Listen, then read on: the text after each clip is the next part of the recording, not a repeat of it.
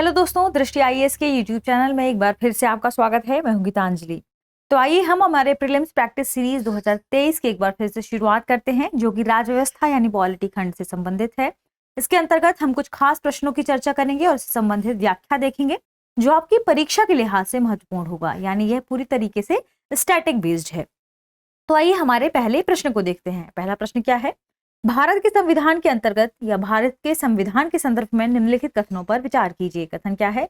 भारत के प्रशासन से संबंधित अधिकांश भाग भारत शासन अधिनियम 1935 से लिए गए थे। दूसरा, भारतीय संविधान का राजनीतिक हिस्सा ब्रिटेन के संविधान से लिया गया था। और तीसरा कथन है, भारतीय संविधान के निदेशक सिद्धांतों से संबंधित दार्शनिक भाग आयरलैंड और अमेरिका के संविधान से प्रेरित हैं। कूट है, उपयुक्त कथनों में से कौन सा से सही है और है? तो आपको बताना है। हमारे ऑप्शन क्या है? केवल 1 और 2, केवल 2 और 3, केवल 1 और 3, 1, 2 और 3। यदि हम इस प्रश्न पर विचार करें, क्योंकि बात किसके बारे में कही जा रही है? भारत के संविधान के संदर्भ में। देखिए पहले कथन को देखिए, इसमें क्या लिखा है? भारत के प्रशासन से संबंधित अधिकांश हिस्सा, जैसे भारत शासन अधिनियम 1945 से नहीं लिया गया है, तो अधिकांश हिस्सा या अधिकांश भाग की यदि हम बात करें तो पहला कथन बिल्कुल सही हो जाएगा। जैसे हम न्यायपालिका की यदि बात कर लेते हैं, यदि हम अध्यादेश की बात करते हैं, यदि हम कैग की बात करते हैं, हम लोक सेवा आयोग की बात करते हैं, हम आपातकालीन उपबंध की बात करते हैं, प्रशासनिक विवरण आदि के बारे में यदि हम बात करें, तो ये सभी भारत शासन अधिनियम 1935 से लिए गए हैं, यानी हमारा पहला कथन बिल्कुल सही हो जाएगा। दूसरे कथन पर गौर फरमाए तो भारतीय संविधान के राजनीतिक प्रावधान जैसे संसदीय प्रणाली, जैसे संसदीय विशेषाधिकार, है ना, विधायिक प्रक्रिया, मंत्रिमंडल प्रणाली, ये सभी हमने ब्रिटेन के संविधान से लिए हैं। तो यानी दूसरा कथन भी यहाँ पर सही हो जाएगा। जबकि हम सभी जानते हैं कि निदेशक सिद्धांतों की बात ये हमने कहां से ली है? आयरिश के संविधान से ये प्रेरित है। इसमें क्या लिखा हुआ है? अमेरिका। तो यहाँ पर तीसरा कथन गलत हो जाएगा, यानी हमारे 1 और 2 कथन सही हैं। तो ऑप्शन 1, केवल 1 और 2 हमारे इस प्रश्न का सही जवाब होगा। आइए बढ़ते हैं दूसरे प्रश्न की ओर। दूसरा प्रश्न है, भारत एवं अमेरिका की राजनीतिक व्यवस्थाओं के बीच निम्नलिखित में से कौन सी विशेषताएं समान है? कथन क्या है? देखिए इनके आधार पर आप बता पाएंगे कौन सी विशेषताएं समान है किसमें? भारत और अमेरिका के बीच। देखिए क्या लिखा है? अपशिष्ट शक्तियां केंद्र के पास है, अपशिष्ट शक्तियां राज्यों के पास है, राष्ट्रपति के पास पॉकेट वीटो की शक्ति है, उच्च सदन में कुछ मनोनीत सदस्य होते हैं। कूट क्या है? केवल 3, केवल 3 और 4, केवल 2, 3 और 4, केवल 1, 3 और 4। तो आइए इस प्रश्न के सही जवाब की ओर देखें और इसकी व्याख्या देखते हैं। यदि हम बात करें भारत और अमेरिका के संदर्भ में और इनके राष्ट्रपति की शक्तियों के संदर्भ में, तो राष्ट्रपति द्वारा विधेयक को अपने पास ही रखने अर्थात अपनी सहमति या असहमति में से कोई भी कार्रवाई करने की शक्ति जो है राष्ट्रपति की शक्ति ही कहलाती है पॉकेट वीटो। ठीक है, भारत एवं अमेरिका की राजनीतिक व्यवस्थाओं के बीच यह विशेषता समान है कि दोनों देश के राष्ट्रपति के पास पॉकेट वीटो की शक्ति है। लेकिन कुछ मामले हैं जिनमें दोनों शक्तियां दोनों राष्ट्रपति के संदर्भ में अलग अलग हैं। जैसे इस मामले में भारत का राष्ट्रपति अमेरिका के राष्ट्रपति से अधिक शक्तिशाली है। कैसे?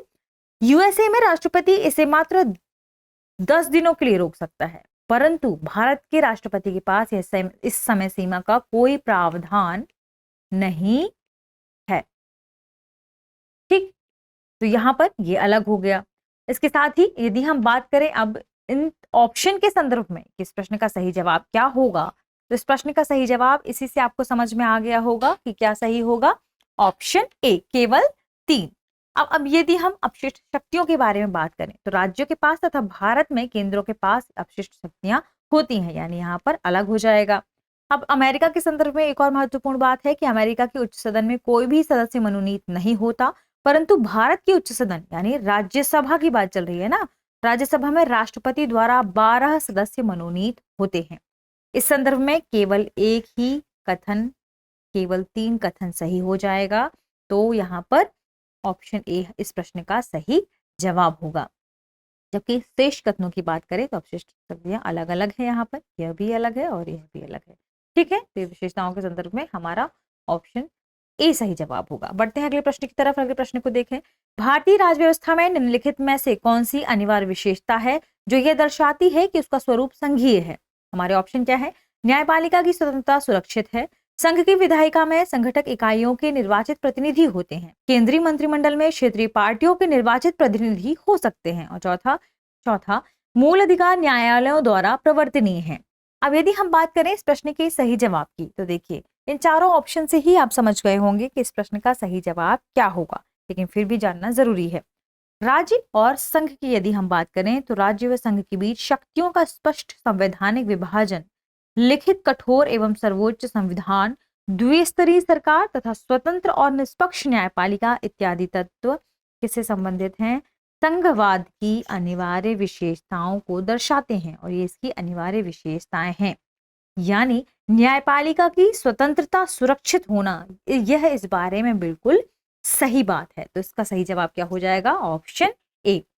इसके साथ ही यदि हम बात करें इन अन्य तथ्यों के संदर्भ में और अन्य कथनों के संदर्भ में, तो संघीय विधायिका में संगठक इकाइयों के निर्वाचित प्रतिनिधि होना संघीय व्यवस्था का लक्षण तो है, परंतु यह अनिवार्य नहीं है। ठीक है।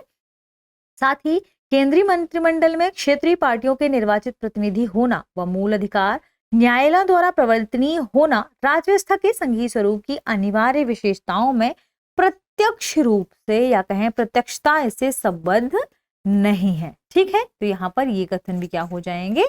इसके संदर्भ में यदि हम बात करें, संघीय विशेषताओं के संदर्भ में यदि हम बात करें तो गलत हो जाएंगे। तो इस प्रश्न का सही जवाब क्या है? Option A. बढ़ते हैं अगले प्रश्न की तरफ। अगला प्रश्न है, हमने ब्रिटिश मॉडल पर आधारित संसदीय लोकतंत्र को अपनाया है, किंतु हमारा मॉडल उस मॉडल से किस प्रकार भिन्न है? ध्यान रखिएगा, ब्रिटिश मॉडल के संदर्भ में बात की जा रही है। कथन क्या है? जहां तक विधि निर्माण का संबंध है, ब्रिटिश संसद सर्वोपरि अथवा संप्रभु है, किंतु भारत में संसद की विधि निर्माण की शक्ति परिसीमित है। दूसरा कथन, भारत में संसद के किसी अधिनियम के संशोधन की संवैधानिकता से संबंधित मामले, ध्यान रखिएगा, अधिनियम की संशोधन की संवैधानिकता से संबंधित मामले उच्चतम न्यायालय द्वारा संविधान पीठ को भेजे जाते हैं। कूट है, नीचे दिए गए कूट का प्रयोग कर सही उत्तर चुनिए। ठीक, केवल एक, केवल दो, एक और दो, दोनों, ना तो एक और ना ही दो। अब यदि हम इस प्रश्न के सही जवाब की बात करें तो देखिए, इस प्रश्न का सही जवाब आप कथन पढ़कर ही समझ गए होंगे कि क्या सही है। यदि हम व्याख्या के संदर्भ में बात करें तो विधि निर्माण के संदर्भ में ब्रिटिश संसद संप्रभु है, वहीं भारत में संसदीय संप्रभुता के संदर्भ में यदि हम बात करें तो संविधान की सर्वोच्चता को हमने स्वीकार किया है। किसको? संविधान की सर्वोच्चता को। ठीक, तो यहां पर संविधान की सर्वोच्चता के आधार पर यह कथन कहा गया है कि शक्ति परिसीमित है। ठीक, पहला कथन सही है। यानी यहां पर हम कह सकते हैं कि संसद की विधि निर्माण की शक्ति संविधान के प्रावधानों के द्वारा परिसीमित की जाती है, यानी पहला कथन सही है। दूसरे कथन की ओर देखें तो संविधान के अनुच्छेद 145 के अंतर्गत सर्वोच्च न्यायालय को प्रदान है कुछ शक्तियां। कौन सी शक्तियां? कि अनुच्छेद 145 के अंतर्गत न्यायालय को प्रदान शक्तियों के आधार पर संसद द्वारा पारित किसी अधिनियम में संशोधन की संवैधानिकता जांचने, अर्थात उसमें निहित विधि के सारवान प्रश्न को, विधि के सारवान प्रश्न को संबोधित करने के लिए न्यायालय की संविधान पीठ को भेजा जा सकता है ना। तो इसमें आप इस बात को कैसे समझ सकते हैं कि दूसरा कथन भी इसके बारे में बिल्कुल सही है कि भारत में संसद के किसी अधिनियम के संशोधन की संवैधानिकता से संबंधित मामले उच्चतम न्यायालय द्वारा संविधान पीठ को भेजे जाते हैं, भेजे जा सकते हैं। के संदर्भ में कौन सा अनुच्छेद है? अनुच्छेद याद रखिएगा 145। दोनों ही कथन सही है, यानी ऑप्शन सी इस प्रश्न का सही जवाब है। तो बढ़ते हैं अगले प्रश्न की तरफ और अगले प्रश्न को देखते हैं। निम्नलिखित में से कौन से भारतीय संविधान की प्रस्तावना के तत्व हैं? संविधान के अधिकार का स्रोत, भारतीय राज्य की प्रकृति, संविधान के उद्देश्य या संविधान लागू होने की तिथि। नीचे दिए गए कूट का प्रयोग कर सही उत्तर चुनिए। केवल 1 और 3, केवल 2 और 4, केवल 3 और 4, 1, 2, 3 और 4। देखिए, आपने जैसे ही 4 ऑप्शन पढ़े होंगे तो आपको समझ में आ गया होगा कि भारतीय संविधान की प्रस्तावना के तत्व कौन कौन से हैं, इससे संबंधित हैं। फिर भी व्याख्या देखना जरूरी है, तो आइए हम देखते हैं इन चारों हमारे ऑप्शन के हिसाब से कि प्रश्न का सही जवाब क्या होगा। देखिए, हम कह सकते हैं कि उपरोक्त सभी भारतीय संविधान की प्रस्तावना के तत्व हैं। ठीक है, यानी ऑप्शन डी इस प्रश्न का सही जवाब होगा। अब कैसे, इसके बारे में चर्चा करते हैं। संविधान के अधिकार का स्रोत हम भारत के लोग, अर्थात संविधान भारत के लोगों से शक्ति प्राप्त करता है। तो ये कहीं ना कहीं किस बात की ओर अग्रसर है कि अधिकार का स्रोत। ठीक, भारतीय राज्य की प्रकृति, भारत एक संप्रभु, समाजवादी, पंथनिरपेक्ष, लोकतांत्रिक व गणतांत्रिक राज्य व्यवस्था वाला देश है। तो ये भी इसके बारे में बात कह दी गई सही है। अब संविधान के उद्देश्य की यदि हम बात करें तो संविधान के उद्देश्य में क्या कहा गया है? न्याय, स्वतंत्रता, समता, बंधुत्व, ये सभी संविधान के उद्देश्य हैं। क्या क्या याद रखिएगा, न्याय, स्वतंत्रता, है ना, समता, बंधुत्व, ये सभी इसके उद्देश्य हैं। तो ये तीसरा कथन भी इसके बारे में सही हो जाएगा। जबकि हम सभी जानते हैं संविधान में स्पष्टतः लिखा है संविधान लागू होने की तिथि 26 नवंबर 1949 की तिथि का उल्लेख करता है। यहाँ पर यह कथन भी सही हो जाएगा। तो ऑप्शन डी इस प्रश्न का सही जवाब होगा। बढ़ते हैं हमारे अगले प्रश्न की तरफ। प्रश्न है, संविधान की प्रस्तावना के संदर्भ में निम्नलिखित कथनों पर विचार कीजिए। कथन क्या है, भारतीय संविधान पंथ निरपेक्षता की सकारात्मक अवधारणा को मूर्त रूप देता है। भारतीय संविधान लोकतांत्रिक और साम्यवादी दोनों प्रकार के समाजवाद का प्रावधान करता है। उपर्युक्त कथनों में से कौन सा से कथन सही है और है? केवल एक, केवल दो, एक और दो, दोनों, ना तो एक और ना ही दो। फिर बात कही गई है भारतीय संविधान की प्रस्तावना के संदर्भ में। तो आइए देखते हैं इस प्रश्न की व्याख्या को। और व्याख्या के संदर्भ में हम चर्चा करते हैं भारतीय संविधान की प्रस्तावना के संदर्भ में कि कौन सी बात इनमें से सही है। दरअसल 42वें संविधान संशोधन की यदि हम बात करें, देखिए 42वें संविधान संशोधन जो कि 1976 में हुआ था, उसमें क्या कहा गया था कि संविधान की हमारी प्रस्तावना है उसमें पंथ निरपेक्षता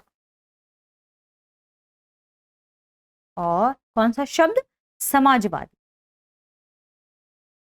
शब्दों को जोड़ा गया था। ठीक है, अभी हम इस प्रश्न के संदर्भ में ही बात कर रहे हैं, तो इतना ही जानिए। इस संशोधन से पहले ही संविधान में नीति निर्देशक सिद्धांतों के रूप से समाजवादी लक्षण विद्यमान थे। यानी समाजवाद के कुछ लक्षण हमारे पास पहले से विद्यमान थे। किस संदर्भ में? नीति निर्देशक सिद्धांतों के संदर्भ में। ठीक है, भारतीय संविधान पंथ निरपेक्षता की सकारात्मक अवधारणा को मूर्त रूप देता है। हमारे देश में सभी धर्मों को राज्य से समान दर्जा और इसके संदर्भ में सरकार का समान समर्थन प्राप्त है। यानी सरकार सभी धर्मों को समान समर्थन देती है और सभी धर्मों को समान दर्जा प्रदान करती है। तो यहाँ पर हम कह सकते हैं कि इसकी सकारात्मक अवधारणा हमारे भारतीय संविधान में मूर्त है।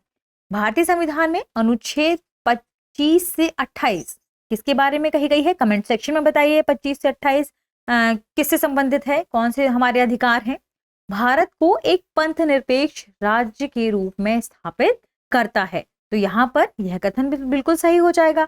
भारतीय समाजवाद लोकतांत्रिक समाजवाद है, ना कि साम्यवादी समाजवाद। यानी यहाँ पर यदि हम दूसरे कथन की बात करें तो यह बात आपको स्पष्ट हो जानी चाहिए कि भारतीय संविधान लोकतांत्रिक समाजवाद की बात करता है, ना कि साम्यवादी समाजवाद की।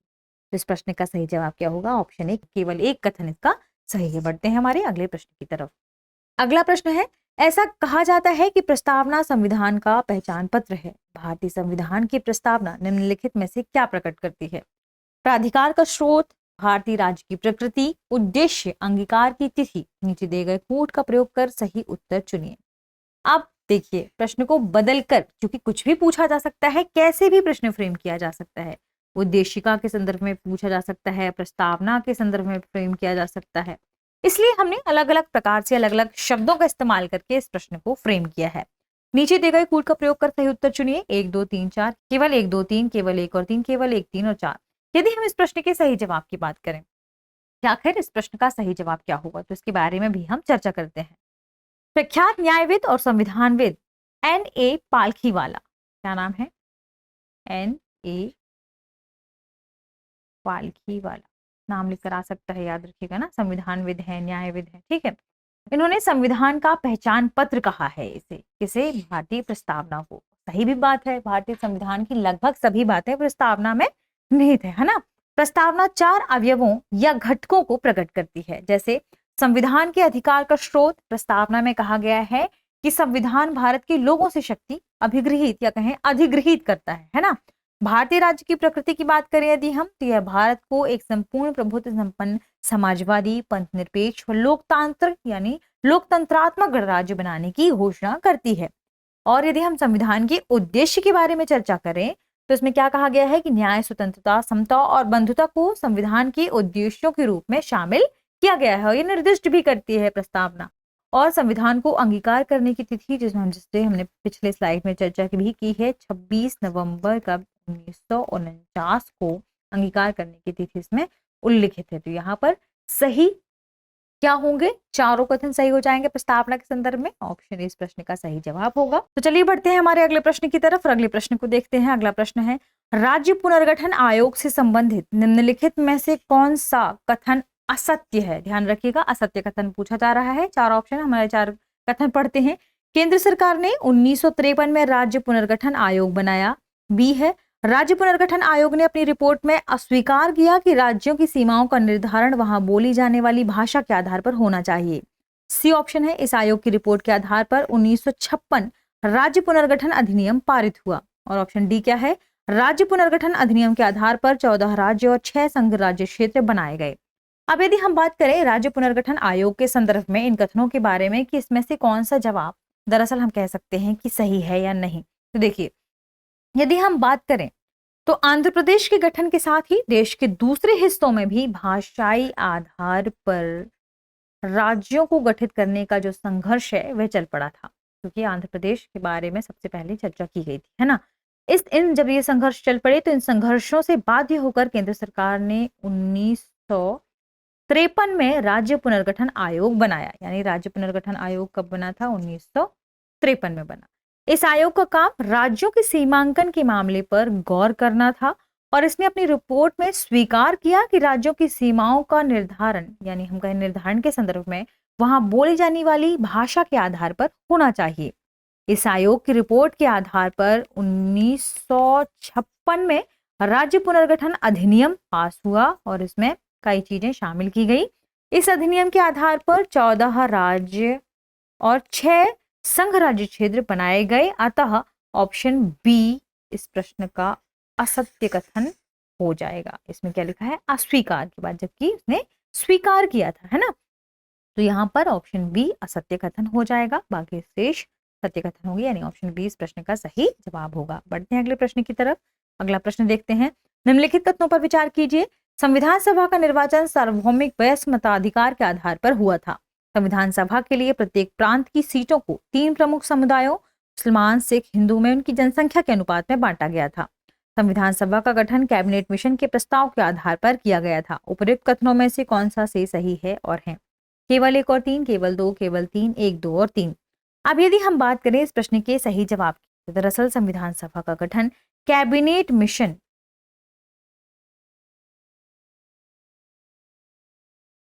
के प्रस्ताव के आधार पर किया गया था।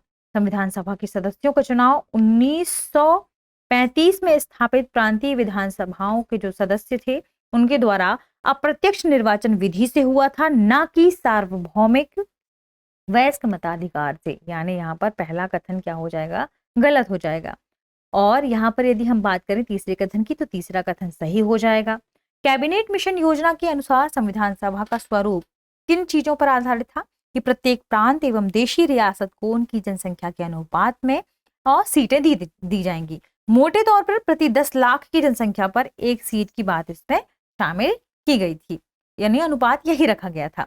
प्रत्येक प्रांत की सीटों को 3 प्रमुख समुदायों मुसलमान, सिख और सामान्य वर्ग में बांटने की बात कही गई थी। ठीक, इसमें क्या लिखा है? मुसलमान, सिख और हिंदू। ये गलत हो जाएगा, यानी यह कथन भी हमारा क्या होगा? गलत। इस प्रश्न का सही जवाब क्या होगा? ऑप्शन सी, केवल 3। इससे संबंधित यदि हम अन्य तथ्यों को देखें तो दरअसल उस समय देशी रियासतों के प्रतिनिधियों के चुनाव का तरीका उनके परामर्श पर तय किया गया था। ये भी महत्वपूर्ण तथ्य है, इसे आपके लिए याद रखना जरूरी है। तो आज के सेशन में इतना ही। मिलते हैं नए सेशन में नए प्रश्नों के साथ। तब तक आप पीटी की इस सीरीज को ध्यान से देखते रहिए, पॉलिटी के संदर्भ में रिवीजन करते रहिए। मिलते हैं नए एपिसोड में, तब तक के लिए शुक्रिया।